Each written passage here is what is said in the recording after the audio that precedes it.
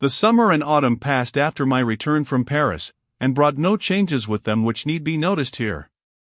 We lived so simply and quietly that the income which I was now steadily earning sufficed for all our wants. In the February of the new year our first child was born, a son. My mother and sister and Mrs. Vesey were our guests at the little christening party, and Mrs. Clements was present to assist my wife on the same occasion. Marion was our boy's godmother, and Pesca and Mr. Gilmore, the latter acting by proxy, were his godfathers. I may add here that when Mr. Gilmore returned to us a year later he assisted the design of these pages, at my request, by writing the narrative which appears early in the story under his name, and which, though first in order of precedence, was thus, in order of time, the last that I received. The only event in our lives which now remains to be recorded, occurred when our little Walter was 6 months old. At that time I was sent to Ireland to make sketches for certain forthcoming illustrations in the newspaper to which I was attached.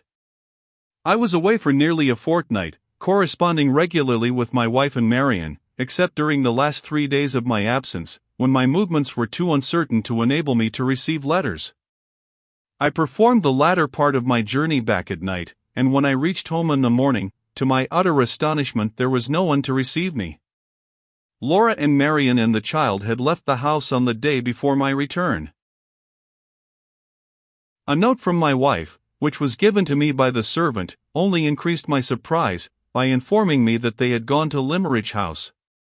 Marion had prohibited any attempt at written explanations. I was entreated to follow them the moment I came back. Complete enlightenment awaited me on my arrival in Cumberland, and I was forbidden to feel the slightest anxiety in the meantime. There the note ended. It was still early enough to catch the morning train. I reached Limmeridge House the same afternoon. My wife and Marion were both upstairs. They had established themselves, by way of completing my amazement, in the little room which had been once assigned to me for a studio, when I was employed on Mr. Fairley's drawings.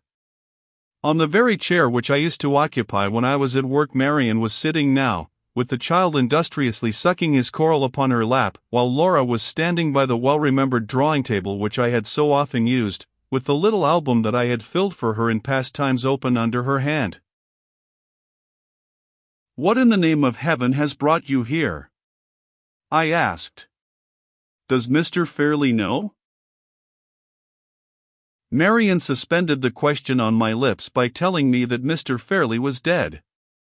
He had been struck by paralysis, and had never rallied after the shock. Mr. Curl had informed them of his death, and had advised them to proceed immediately to Limmeridge House.